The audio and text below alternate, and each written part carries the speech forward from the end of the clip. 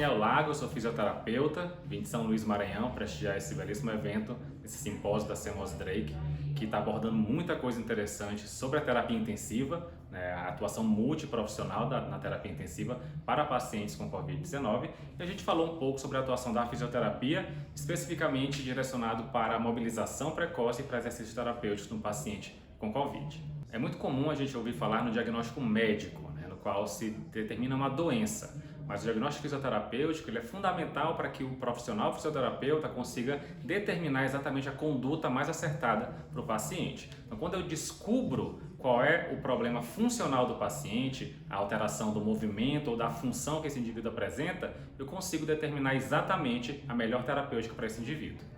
Ótimo. E doutor, a partir desse diagnóstico que a gente determina qual é a forma mais eficaz de tratamento? Isso, exatamente. Quando eu diagnostico, quando eu consigo determinar o problema, o meu tratamento é muito mais assertivo. Eu vou direto ao ponto, eu não fico muitas vezes gastando energia do paciente e do profissional com terapias que para aquele momento não são ideais. Quando eu tenho um bom diagnóstico fisioterapêutico, eu consigo ser muito mais pontual e objetivo na minha assistência.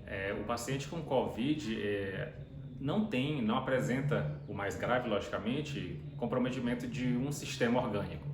Ele é multissistêmico, então pacientes têm alterações cerebrais, alterações de nervos, nervosas, alterações musculares, respiratórias, cardíacas, vasculares, renais. Então é um complexo, e cada paciente tinha a sua individualidade, apresentavam características distintas. Então não tem como um profissional exclusivamente conseguir resolver todos os problemas. Então, para a assistência adequada ao paciente com Covid-19, é fundamental que haja uma equipe multiprofissional e multidisciplinar, ou seja, eu tenho que ter várias áreas de atuação distintas se complementando, porque só assim a gente conseguiria abarcar todas as alterações que o paciente, porventura, apresentasse.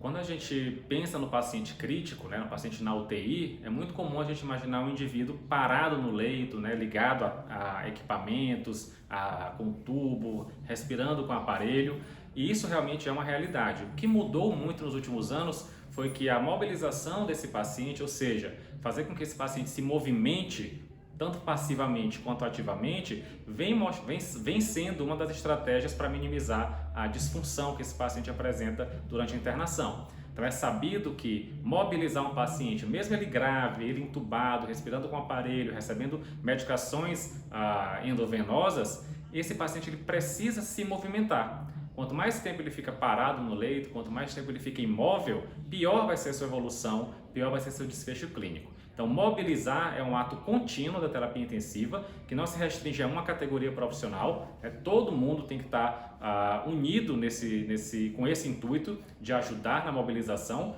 porque muitas vezes é trabalhosa e realmente precisa de muitas pessoas trabalhando junto, mas é algo que, sem dúvida alguma, traz benefícios cientificamente comprovados. O paciente que é mobilizado precocemente, ou seja, logo após os primeiros dias de internação na UTI, ele vai ter uma evolução muito mais favorável.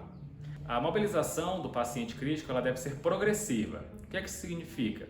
Que eu vou começar a trabalhar com esse paciente com nível funcional baixo, então eu vou fazer as atividades por ele, ou algum aparelho vai fazer por ele de forma passiva, e à medida que esse paciente evolui com melhora clínica, começa a despertar, começa a poder participar, a gente vai trabalhando com atividades ativas, estimulando cada vez mais com que ele fique independente, até que a gente chegue no último ponto da progressão funcional, que é o paciente vai conseguir andar, ele vai conseguir caminhar com ajuda ou de forma independente. Então a gente trabalha de forma evolutiva progressiva, do passivo até o mais ativo possível.